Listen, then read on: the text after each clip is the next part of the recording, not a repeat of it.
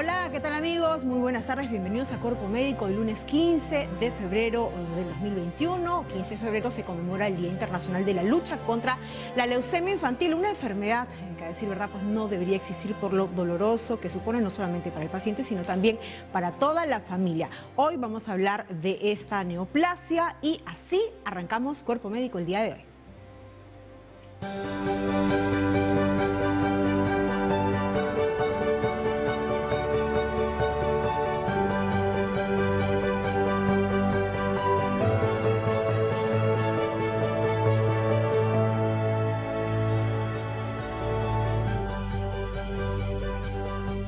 Y hoy vamos a arrancar la semana hablando del cáncer más frecuente en los niños, este cáncer pediátrico, la leucemia infantil. Y recuerde, usted puede escribir ya sus consultas y llamar también a los números que van a aparecer en la parte inferior de la pantalla, 619-0774, 619-0776 y 619-0777. También tenemos un teléfono por el cual usted puede dejar un audio con su consulta. Ahí está el teléfono, usted tiene incluso que tenerlo ya registrado en su teléfono celular. Y también tenemos redes sociales por donde usted también va a poder hacer su consulta. Vamos a arrancar, como todos los días, Cuerpo Médico, con un segmento que nos ayuda a conocer más sobre esta terrible pandemia que está azotando el mundo entero. Hoy la doctora Patricia García, especialista en el tema, nos va a hablar en relación a los riesgos que suponen los vuelos aéreos. Así empezamos, Momento COVID.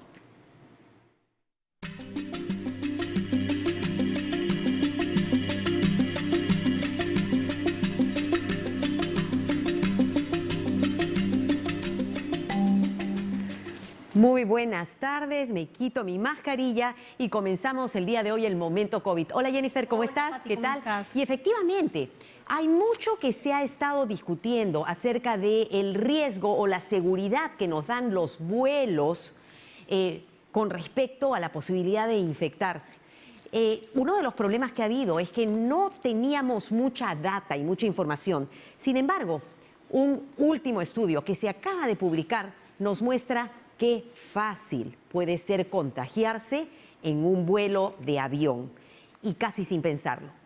Y por eso, y creo que el mensaje que quiero dar al comienzo y al final, es que en esta época de pandemia debemos reducir en lo posible justamente cosas como los vuelos o el transporte de un lugar para otro, porque por un lado nos ponemos en riesgo nosotros y podemos poner en riesgo a otras personas. En este estudio muy interesante que se ha hecho en Nueva Zelanda, y Nueva Zelanda es uno de los países modelos en el control del COVID, ellos han podido mantener muy baja el número de casos, ha sido, y con su gobernante mujer, se decía inclusive que las mujeres lo hacen mejor justamente por eso. Lo que han hecho es han establecido todo un sistema de vigilancia para poder ver qué pasa. En este estudio lo que encontraron es que un vuelo que iba de Dubái a Nueva Zelanda con 86 personas, 7 personas se infectaron o comenzaron a tener síntomas dentro de ese seguimiento que todos sus pasajeros tienen por 14 días de manera estricta y una cuarentena, y hasta les hacen secuenciamiento para ver qué tipo de virus tiene. Lo interesante también es que todas las personas en este vuelo usaban mascarilla.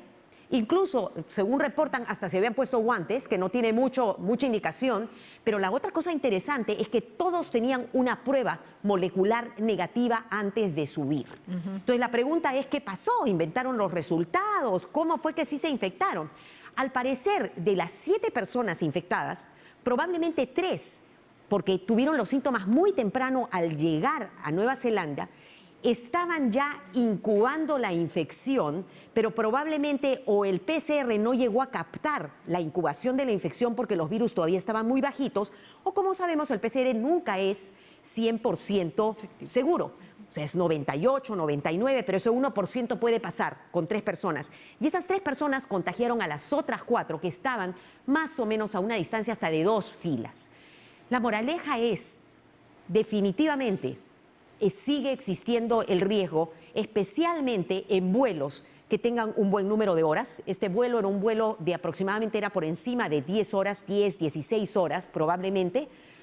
Solamente deberíamos hacer vuelos en avión cuando es estrictamente necesario.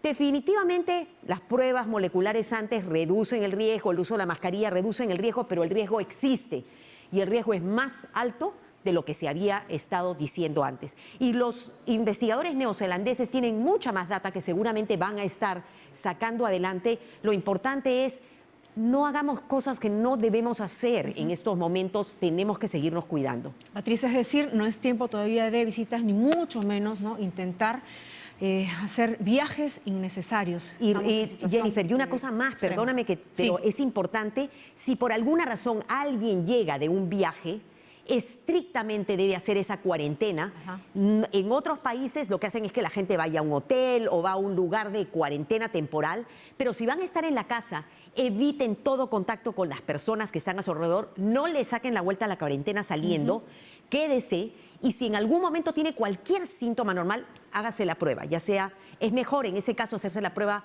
molecular porque va a captar desde que uno tiene una cantidad de virus muy bajita. Es preferible diagnóstico temprano y evitar la infección. Perfecto, hay que reducir esos riesgos. Vamos rápidamente hasta La Libertad. Filemón, ¿cómo estás? Buenas tardes. Gracias por llamar a Cuerpo Médico. ¿Cuál es tu consulta? Buenas tardes, señorita. Buenas tardes, Hola. doctora. ¿Cómo estás? ¿Qué tal? Mi Cuéntanos. consulta es, doctora, hace como 18 días o 20 días no se han vacunado contra la difteria. Sí. Pero al cabo de unos días, más o menos 3, 4, o al siguiente día mi esposa se sintió como le agarró como un resfrío, ¿no? Se cerró las fosas nasales y más o menos al 7º, 8 días ya ella había perdido el olfato, el gusto, y en ese lapso le hicieron la prueba antígena ¿Ya? y salió positiva. Ujú.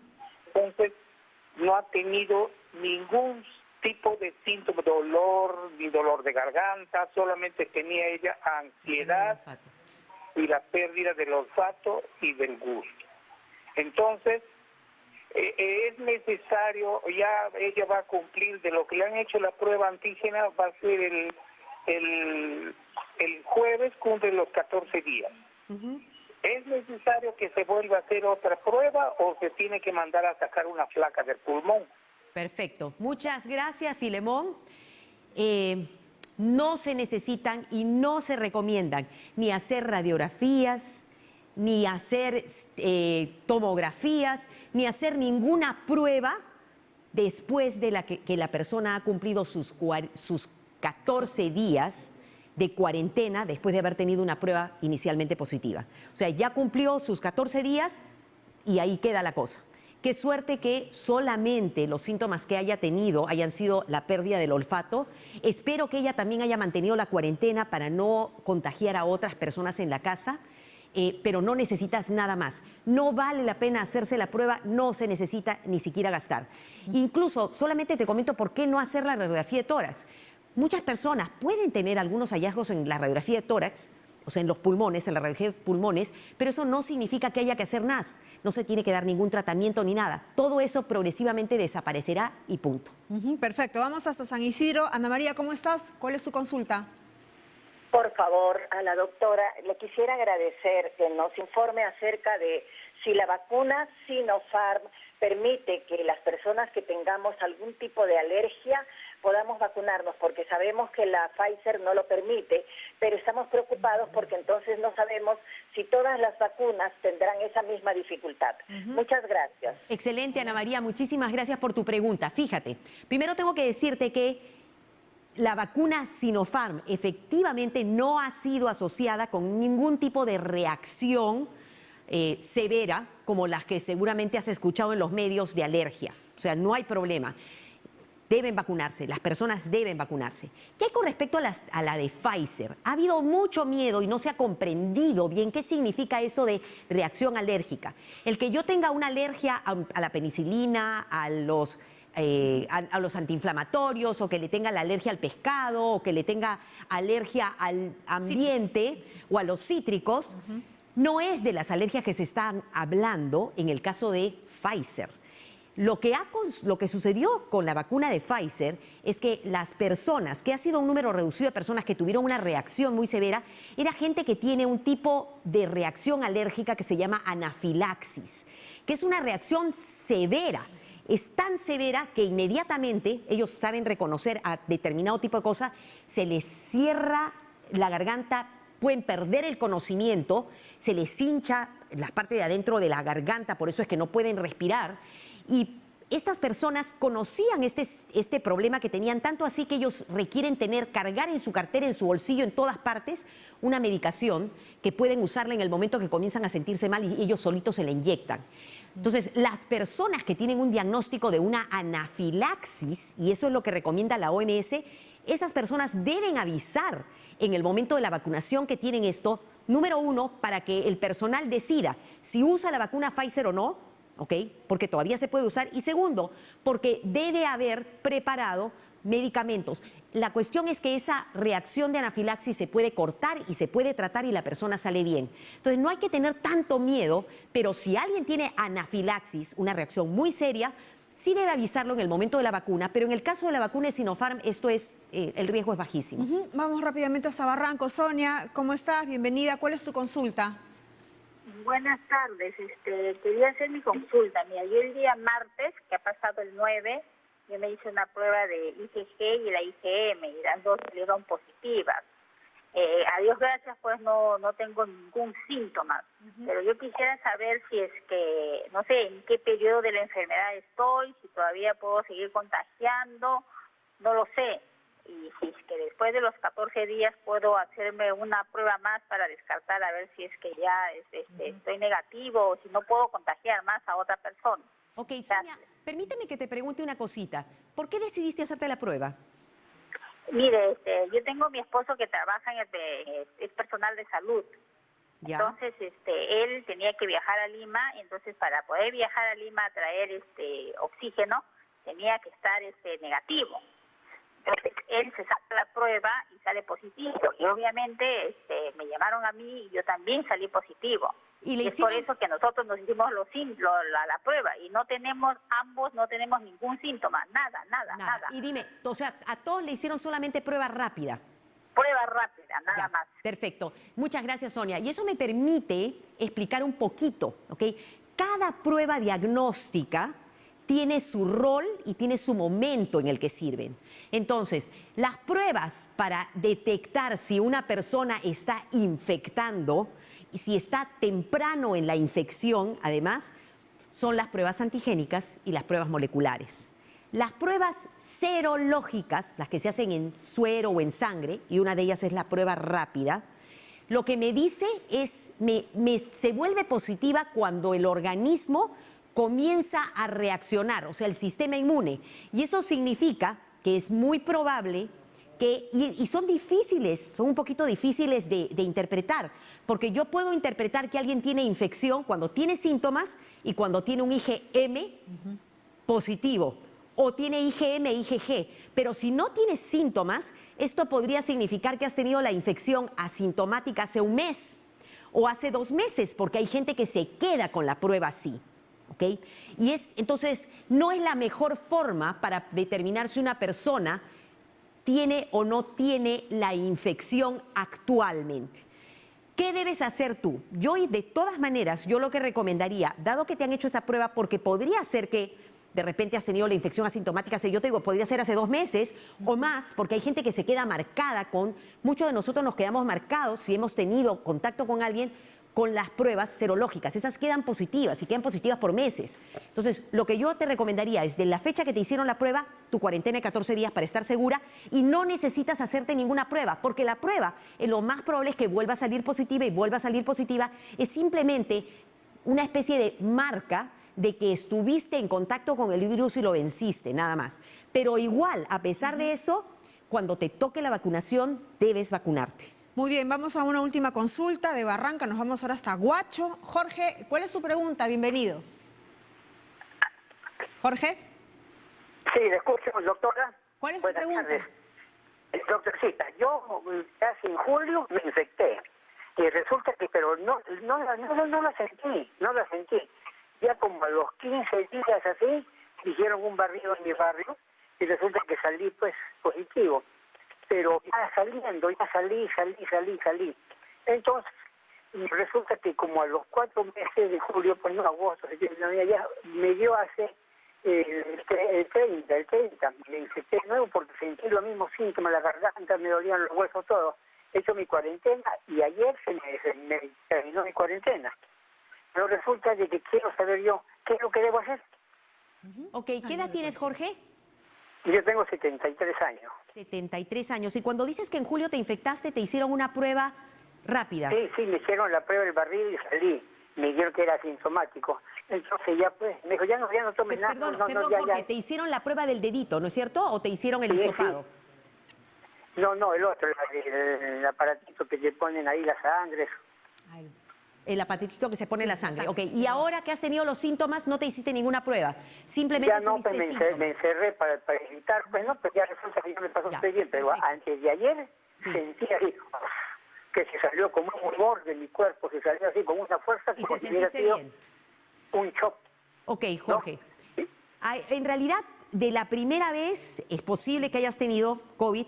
Que esta vez lo hayas tenido, no lo sabemos, pero qué bueno que cuando tuviste los síntomas te mantuviste en cuarentena para evitar que otras personas se infecten. No hay nada, si ya cumpliste tus 14 días desde el momento que comenzaste los síntomas, no hay nada más que puedas hacer. Tienes que seguirte cuidando, usando la mascarilla, el distanciamiento, solamente saliendo cuando sea necesario y cuando llegue la vacuna, debes vacunarte. No hay nada más que hacer.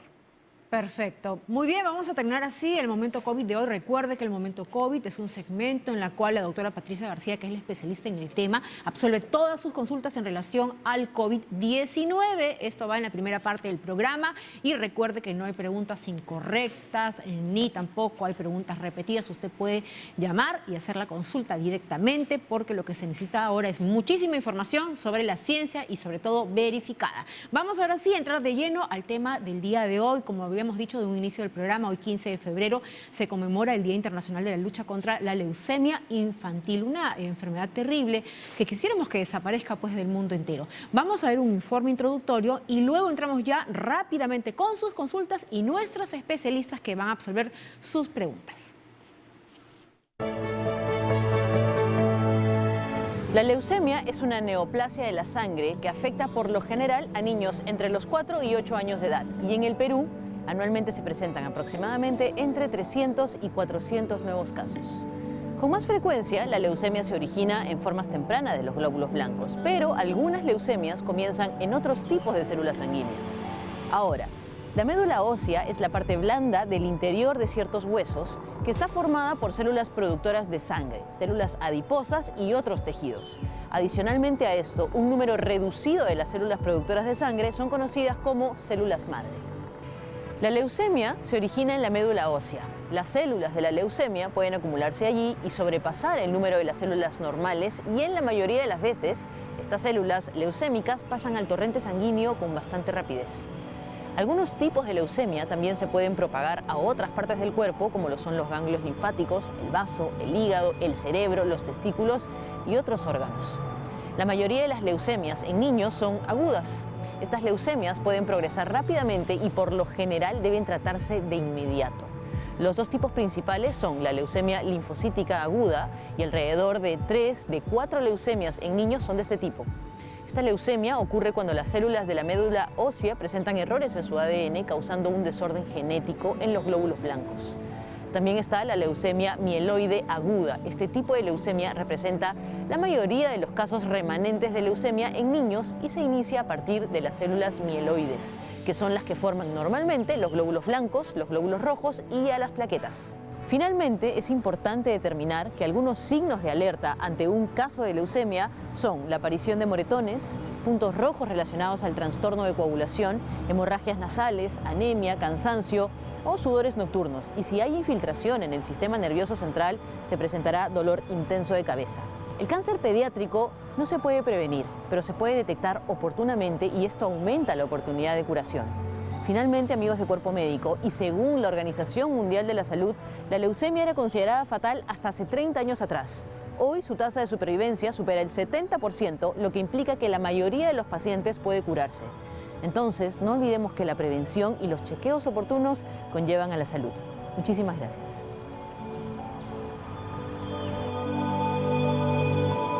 Así es el el cáncer pediátrico más frecuente en el mundo, no solamente en nuestro país. Y vamos a presentar a las especialistas que el día de hoy van a absolver todas sus consultas. Hoy incluso no solamente descentralizamos a nuestros especialistas, sino que nos vamos también hasta el extranjero. Estamos con la doctora Miguela Caniza. Ella es médico pediatra y especialista en enfermedades infecciosas del Hospital de Investigación Infantil St. Jude de Tennessee en los Estados Unidos. Y también estamos con la doctora Sharon Chávez Paredes. Ella es oncóloga pediatra del Instituto Nacional de Enfermedades Neoplásicas, INEN. Tenemos ya una primera consulta, la vamos a leer del WhatsApp y va dirigida a la doctora Caniza. Vamos a leerla rápidamente, esta llegó por WhatsApp. Marisol Chávez pregunta, ¿hay tipos de cáncer infantil? Y si los hay, ¿cuáles son los más frecuentes? Doctora Caniza, bienvenida a Cuerpo Médico. ¿Qué orientación podemos darle a nuestro televidente? Sí, muchísimas gracias. Un placer estar con ustedes. Sí, en cuanto al cáncer infantil, ya lo había mencionado, que el más frecuente son las leucemias.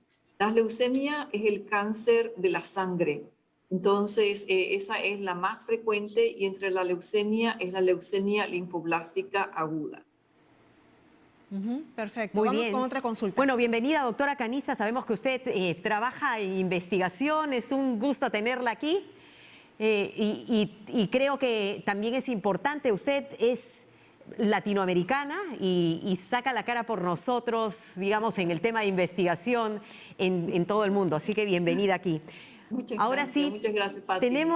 tenemos una llamada que nos viene desde La Libertad y es Marisela. Marisela, ¿estás ahí? Sí, aquí estoy. ¿Cómo estás, Sí. Marisela? Dinos, ¿cuál es tu consulta? Sí,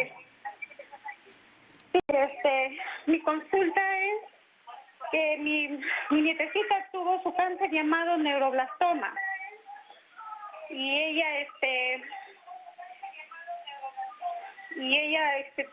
bueno, la dejó a ella inválida, ¿no?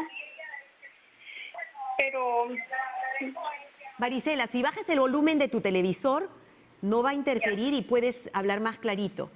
ya. Entonces, le digo, su problema de mi nieta empezó a los 6 meses con un problema de un tumorcito en su nuca y otro en su columna. Entonces, los médicos que la evaluaron en Lima, en el Hospital Almenara, le diagnosticaron neuroblastoma. Ya. Ya, entonces, ella, debido a ese cáncer, tiene esclerosis, en su columna en forma de X y quedó con paraplegia flácido debido al cáncer. Hizo metástasis fase 3. Ahora yo quiero saber si ella tendrá la posibilidad de que pueda caminar, porque ella tiene reflejos en sus piernas, se mueven por ratos y tiemblan. Esa es mi pregunta. Ok, una preguntita, Marisela. ¿Ella está en seguimiento por el médico en alguna institución? No, la verdad no. Ahora tiene FIS porque por problemas personales su papá dejó de trabajar y se fue a otro país. Sí. Y bueno, ya no tiene seguro donde ella pasaba su consulta en Lima. ¿Qué edad tiene tu nietecita? Tiene 9 añitos ahora. 9 años ahora. Ok. Sí. Vamos a ver qué nos dice doctora Sharon Chávez. Bienvenida. Qué gusto tener además 2 mujeres que trabajan en este tema, que es un tema crítico e importante. Doctora, ¿qué le podríamos recomendar entonces a Marisela o qué está esperando, qué alternativas tiene una niña después de que aparentemente ha logrado, por lo que dice, porque esto lo tuvo a los 6 meses, vencer el neuroblastoma? ¿Qué alternativas habría y qué podríamos explicarle? Claro, buenas tardes. El neuroblastoma es un tumor que normalmente crece en la glándula suprarrenal y lamentablemente a veces puede hacer metástasis o puede comprimir o hacer problemas a nivel de la columna vertebral. Entonces, aparentemente, según lo que nos dijo la señora, eso es lo que ocasionó. Aparentemente la lesión o el tumor habrá hecho infiltración a nivel de la columna y es por eso que ella tiene esas manifestaciones neurológicas. Entonces, según lo que nos dice, ha tenido la enfermedad. Estamos perdiendo. Lamentablemente se quedó con las secuelas de la enfermedad. Entonces yo creo que de repente puede llevarla a un médico de medicina física de rehabilitación para poder ver si es que se puede ayudar a hacer rehabilitación en esas piernitas. y ayudarle a la niña, ¿no? Normalmente el CIS, como ahora ya tiene el CIS cubre lo que es rehabilitación y yo creo que eso le ayudaría bastante. Perfecto. Entonces, Marisela, si te quedas en el interno para que queden tus datos y podemos después contactarte con el Instituto Nacional de Rehabilitación. O sea, aparentemente la niña ya pasó este cáncer y lo que hay que hacer es, con el Seguro Integral de Salud, ayudarla a que pueda recuperarse y ver hasta dónde puede recuperarse. Por favor, no te desconectes, da tus datos y te vamos a poder conectar con el instituto. Perfecto, mientras que Marisela va dejando sus datos por interno a la producción, nosotros vamos a hacer una pausa. Hoy estamos hablando de leucemia infantil y regresamos luego con más de sus consultas. No se mueva.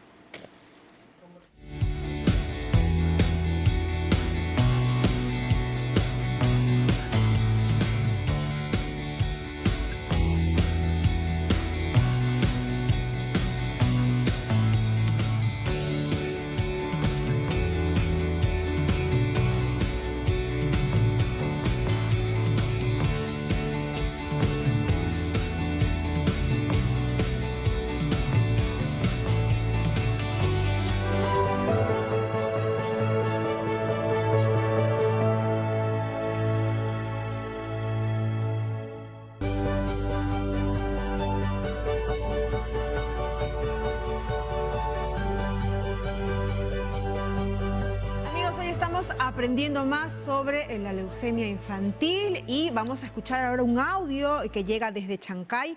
Margarita nos ha llamado y ha dejado el siguiente audio que va para la doctora Caniza. Escuchemos. Muy buenas tardes, cuerpo médico. Mi nombre es Margarita. Quería preguntar si la leucemia, el cáncer infantil, se presenta de un momento a otro o también se puede presentar porque los niños están de repente malnutridos, mal alimentados, no tienen una nutrición balanceada, de repente no es la alimentación rica en hierro. Es por esa razón también que se presenta la leucemia, o un niño que está bien alimentado en cualquier momento puede presentar la leucemia. Muchísimas gracias. Muy bien. Doctora Caniza, qué buena pregunta. Aquí incluso podríamos decir también, ¿no?, en relación a los síntomas, pero básicamente el origen. Factores de riesgo también, ¿no? Claro, eso es lo interesante. En general, así como yo entiendo, es que los cánceres en niños, en la mayoría de las veces son genéticos. Es decir, hay una predisposición genética de tener cáncer y en general en los adultos hay más cáncer de naturaleza del ambiente, es decir, que tiene más cáncer que le produce con el contacto del medio ambiente. Entonces, contestando la pregunta a Margarita, porque ella está muy preocupada si su hijo, o sea, que el niño puede tener de un momento a otro. Es cierto, ellos pueden tener de un momento a otro, pero no está relacionado con una mala nutrición o con una mala alimentación. O sea que la leucemia le puede pasar a cualquier niño, no importa si está bien nutrido o mal nutrido. Entonces, porque es más bien, tiene una etiología genética. Doctora Caniza, ¿cuáles son los síntomas?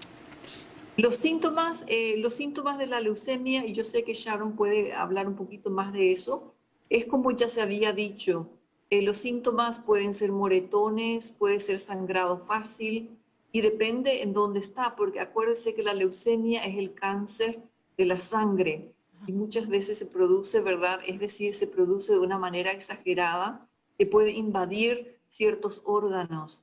Entonces, el niño puede tener manifestación de eso. La mayoría de las veces es porque, o sea, que tiene problemas con la coagulación y también puede tener problemas con la infección, es decir, puede tener fiebre o puede estar infectado o puede estar muy pálido porque la médula no produce suficiente cantidad de glóbulos rojos. No sé si Sharon tiene más cosas de eso. Sí, doctora Sharon, ¿usted quiere agregar algo más? Sí, otro síntoma de leucemia también son los ganglios, cuando salen ganglios que no disminuyen de tamaño, que pueden ser en el cuellito, en las axilas.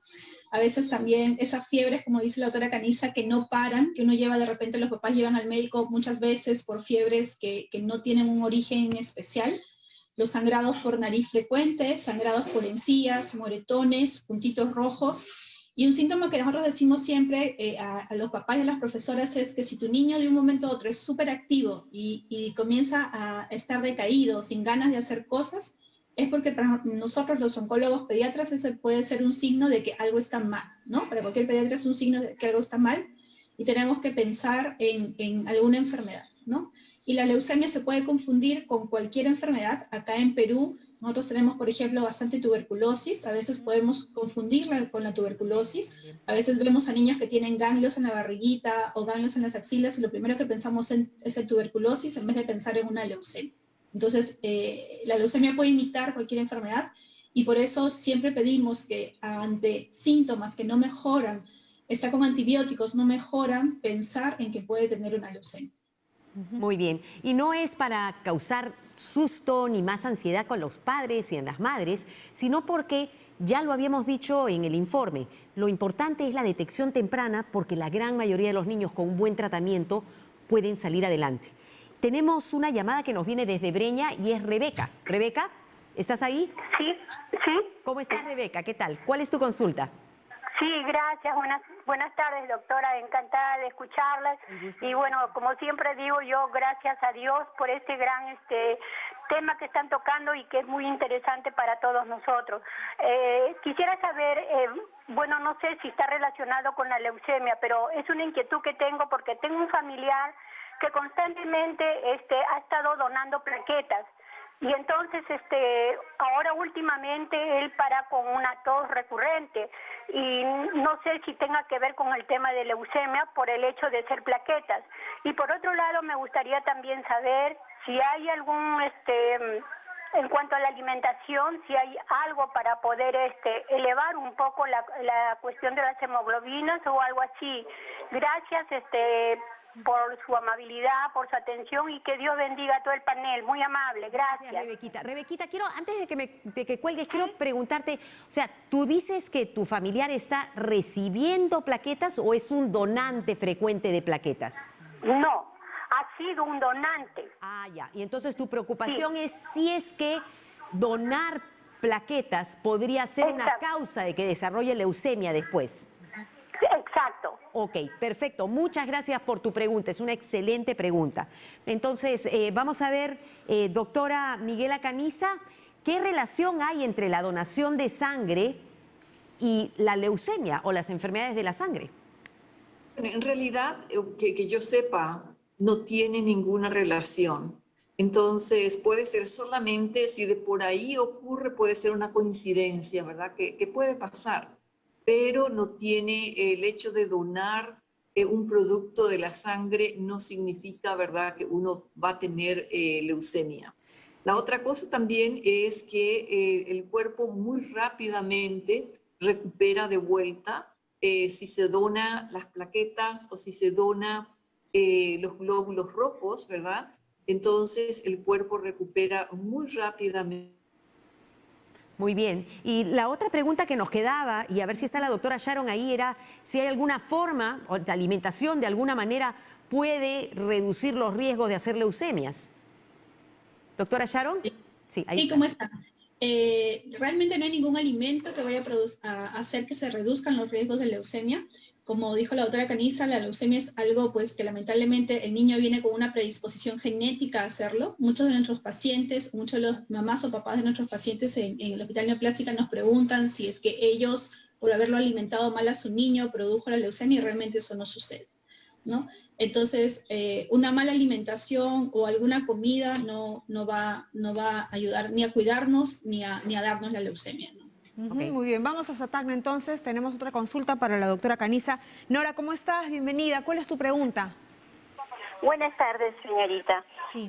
Quería hacer una pregunta. Mira, tengo una niña, ya acaba de cumplir 4 años, y ella presentó desde los 2 años una verruga en la mano izquierda, en el dedo medio.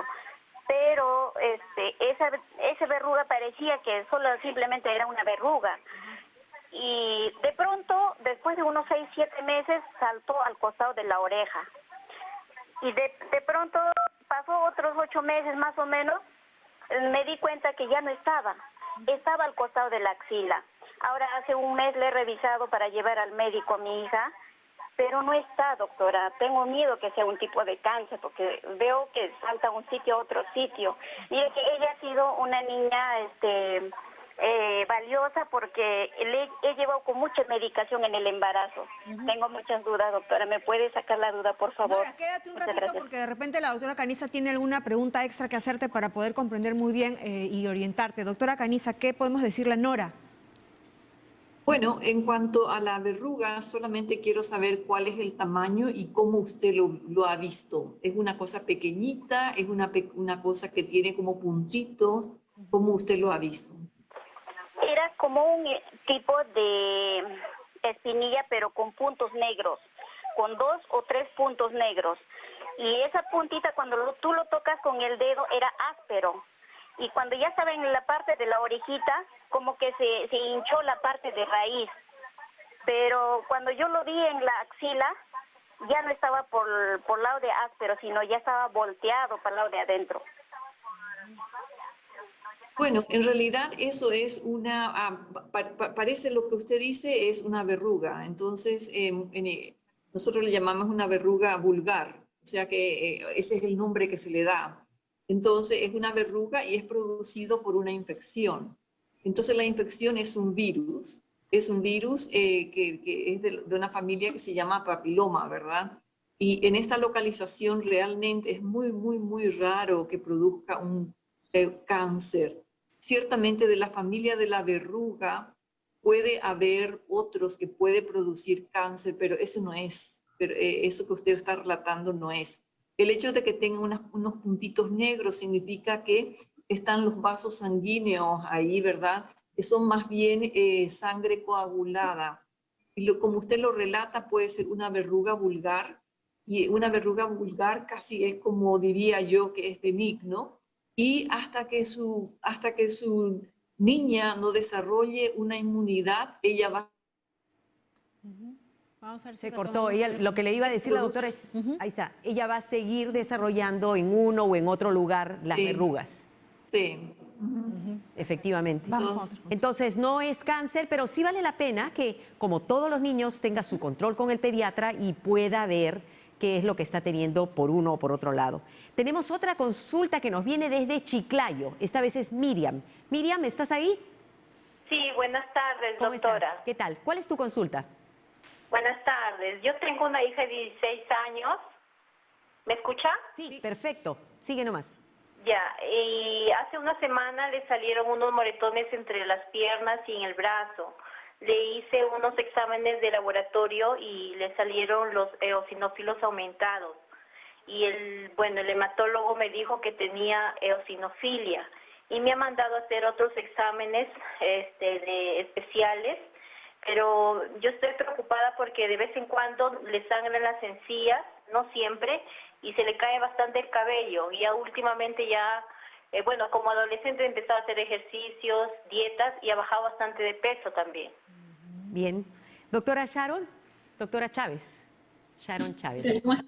Miriam, una consultita.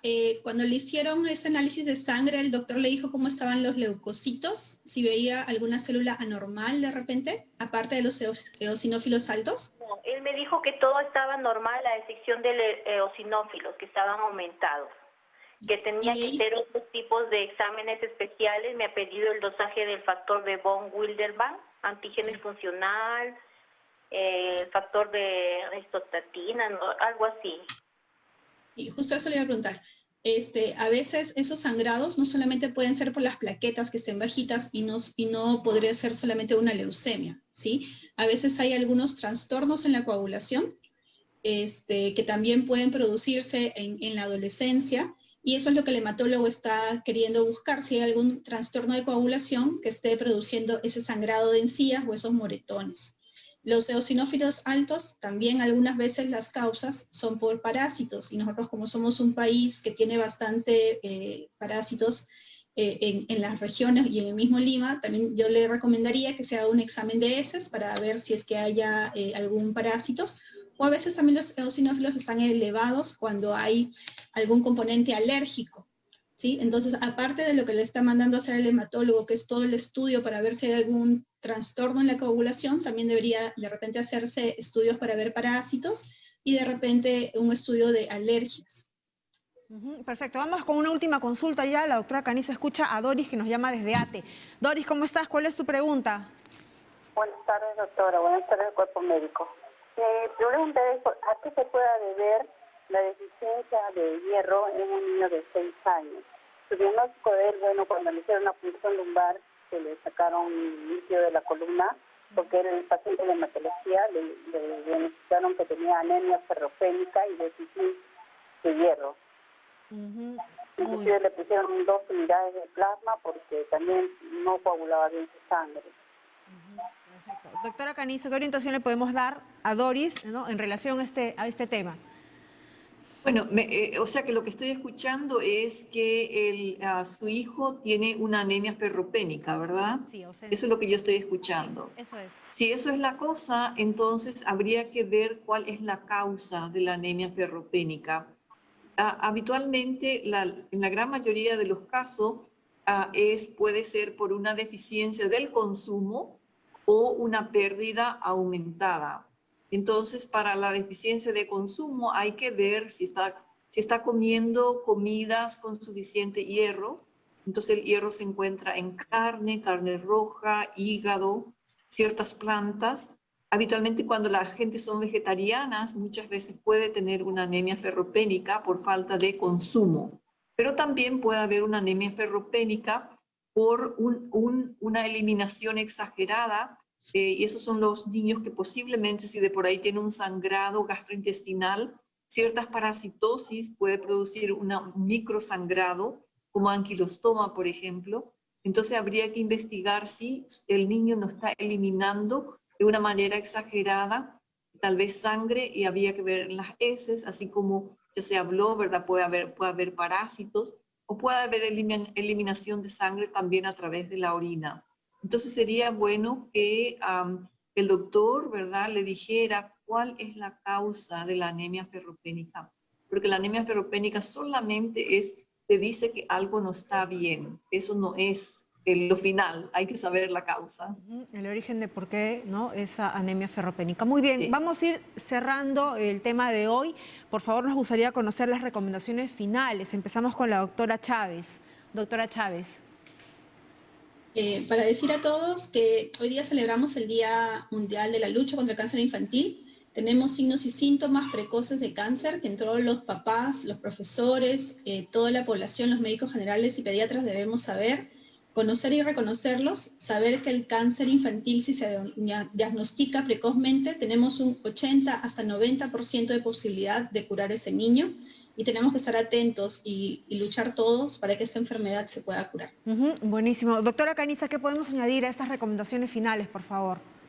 Sí, lo que yo diría es que aprovechen cuando su niño está sano de asegurarse de tener todas las inmunizaciones, de asegurarse de tener un lugar en donde ustedes le puedan llevar a su niño o a su niña, entonces de estar preparados. Porque entonces cuando ocurra, y ojalá que no les ocurra, ¿verdad?, una eventualidad de tener cáncer, entonces por lo menos sus niños van a estar vacunados y van a saber en dónde llevarlos. Muy bien, queremos agradecer entonces la presencia de la doctora Canizo desde los Estados Unidos y desde esta institución que trabaja en la investigación sobre diferentes problemas que tienen que ver con los niños.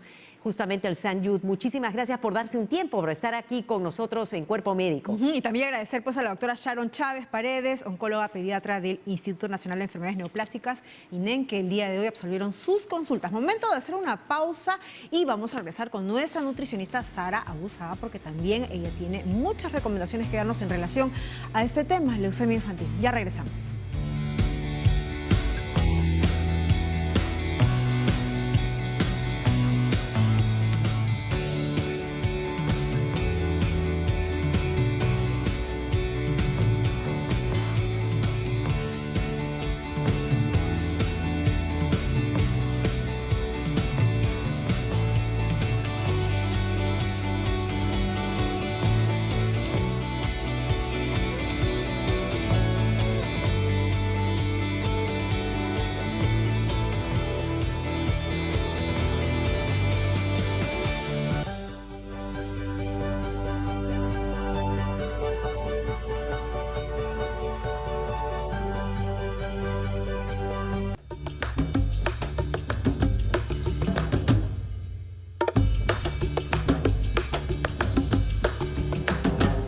Amigos, muy buenas tardes. Estamos aquí en Cuerpo Médico y hoy para hablar un tema bastante sensible también respecto de la nutrición, porque muchas veces cuando tenemos pacientes o familiares cercanos que padecen alguna forma de cáncer, de hecho la alimentación siempre se piensa que está muy asociado. Hoy en el programa hemos aprendido que la dieta, es decir, el alimento en sí mismo no causa cáncer y el alimento en sí mismo no cura el cáncer.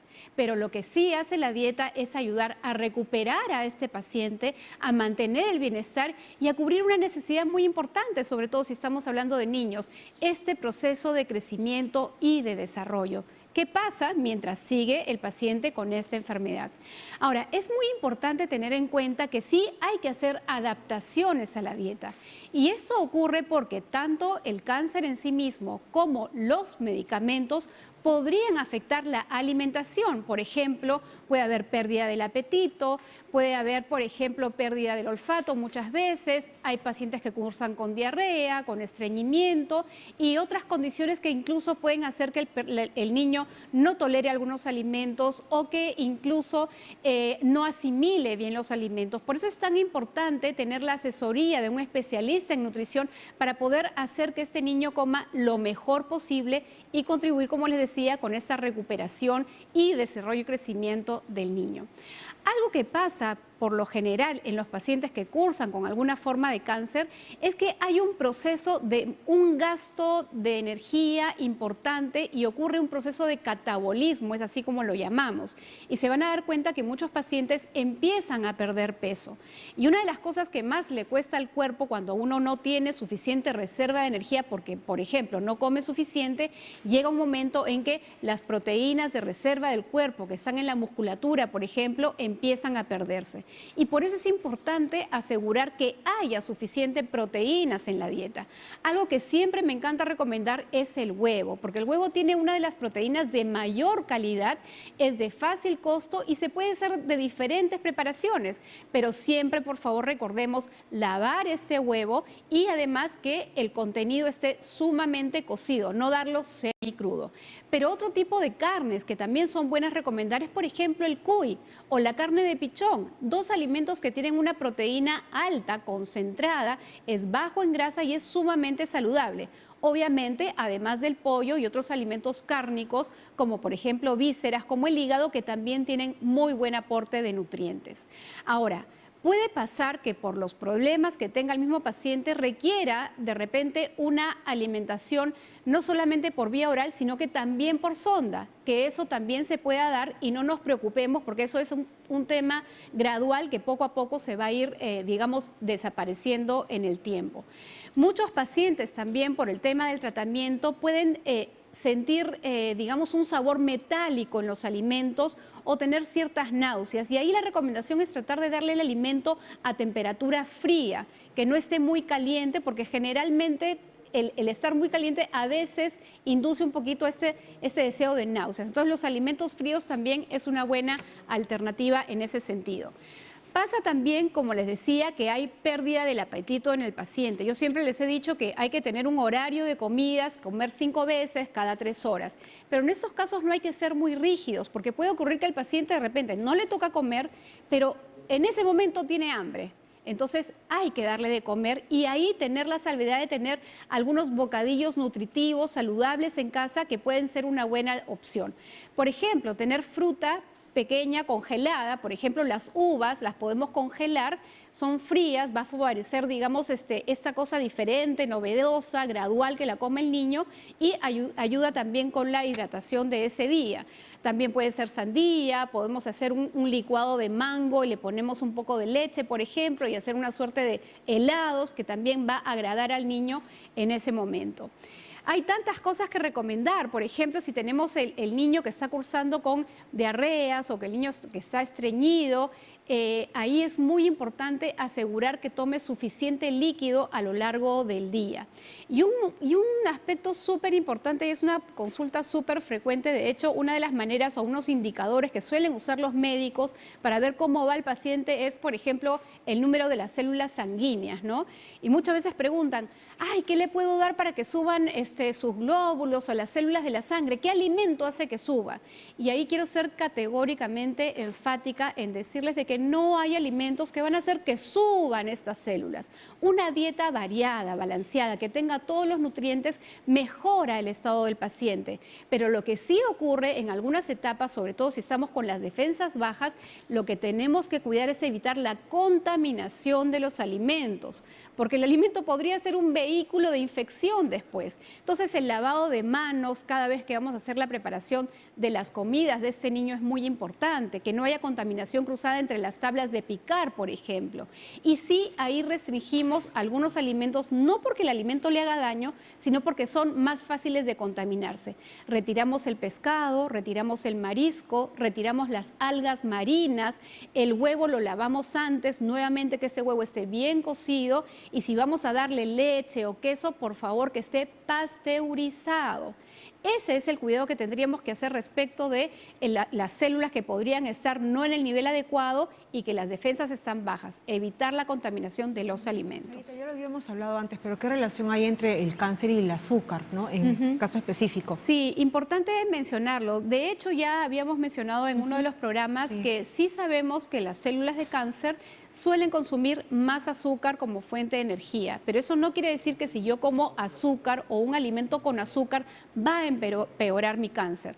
Lo que sí tenemos que hacer es buscar una dieta variada, balanceada, donde estos alimentos sean saludables. Si yo le quiero dar algo de azúcar o un alimento dulce al niño, que sea pues básicamente hecho de frutas o preparaciones caseras, antes de buscar un alimento empacado que además tiene aditivos alimentarios y que en el paciente con cáncer queremos pues darle lo más natural y saludable posible. Y en el caso de que si se quiere endulzar de repente bebidas o postres, ¿qué sería la recomendación? Panela, stevia y tantas alternativas. Ahí mi recomendación es una recomendación particular. Yo prefiero no optar por edulcorantes, así sean naturales, porque muchas veces están procesados también, ¿no? Yo recomendaría en ese caso buscar tal vez una buena miel de abeja para darle un poco de dulce, tal vez una panela, chancaca o también el azúcar mismo de las frutas, ¿no? Yo puedo tener el plátano maduro, por ejemplo, hacer una compota y que eso sea el medio de endulzar si quiero hacer, por ejemplo, galletas en casa. Es una manera más sana, ¿no? Tú tienes algo muy importante que decir, Patricia. Sí, bueno, en realidad el día de hoy hemos hablado acerca de la leucemia, de la leucemia infantil, que es un cáncer que gracias a la ciencia se ha logrado que por lo menos entre un 80 a un 90% de los niños que son diagnosticados a tiempo puedan realmente curarse. Pero para eso tenemos que estar atentos. Una cosa importantísima para todos los papás y mamás es que los niños deben tener sus chequeos periódicos que les permite ver si están creciendo bien, tener todas sus vacunas, pero también detectar cualquier problema a tiempo. Hemos escuchado de algunos signitos de alarma. Si un niño tiene muchos moretones, pero tampoco nos tenemos que volver súper ansiosos porque muchas veces los niños se golpean y se caen. Si hay sangraditos, si hay fiebres y sobre todo si hay algún tipo de problema que no es muy claro, debe verlo el médico. También quiero hacer un llamado en general porque en muchos de estos programas hemos estado recomendando no solamente la alimentación saludable, el ejercicio, también los chequeos y si alguno de los que nos ven tienen algún tipo de problema, que acuda y consulte al médico, pero sabemos que estamos en pandemia. Así que quisiera de todas maneras, y lo vamos a ir repitiendo en cada uno de los programas, que la gente sepa que existen alternativas en este tiempo de pandemia. Existen las teleconsultas y a través de eSalud, la teleconsulta se puede obtener llamando al 411-800, opción 1. Y también lo pueden encontrar en la página web y ahí pueden pedir su teleconsulta. Y si usted no tiene eSalud, pero tiene el seguro integral de salud o no tiene ningún seguro y lo puede hacer a través del MINSA, puede llamar al 113 o a través de la web puede entrar al sistema que dice teleatiendo.minsa.gov.pe. Entonces, las personas, así no tengan ningún seguro, y lo pueden ver ahí en la pantalla, no tienen ningún seguro o tienen CIS, pueden pedir su cita y los van a llamar y pueden conversar con el médico y pueden explicarle mejor qué es lo que tienen, de tal manera que puedan obtener ya sea la cita, la medicación que requieren esto. En este programa nosotros les damos información y los orientamos. Así es, así que no hay que dejar de lado las atenciones ni el seguimiento a las molestias o enfermedades que se tienen. Antes de terminar, quiero también hacer un anuncio muy importante porque el Hospital Herminio Balizán va a hacer el día de mañana una charla virtual a la cual usted también puede participar a través del Facebook Live del Hospital Herminio Balizán. Va a ser sobre cómo reforzar el cuidado de la salud bucal en tiempos de COVID. Así que usted puede conectarse a través de su teléfono celular, de una computadora, de un ordenador y puede participar con sus preguntas en vivo a la doctora Sonia Supo, que es la cirujana dentista que va a dar esta charla. Así que ya lo sabe, cómo reforzar el cuidado bucal en tiempos de COVID. Lo único que tiene que hacer es conectarse el día de mañana a las 3 de la tarde, es decir, termina Cuerpo Médico y usted puede sintonizar a través del teléfono o la computadora. Esta charla va a ser en vivo y el tema es reforzar el cuidado de la salud bucal en tiempos de COVID. Les recordamos que Cuerpo Médico va de 2 a 3 de la tarde en vivo, así que usted tiene esa hora para hacer sus preguntas. Mañana vamos a hablar de un tema muy importante, es una infección viral contagiosa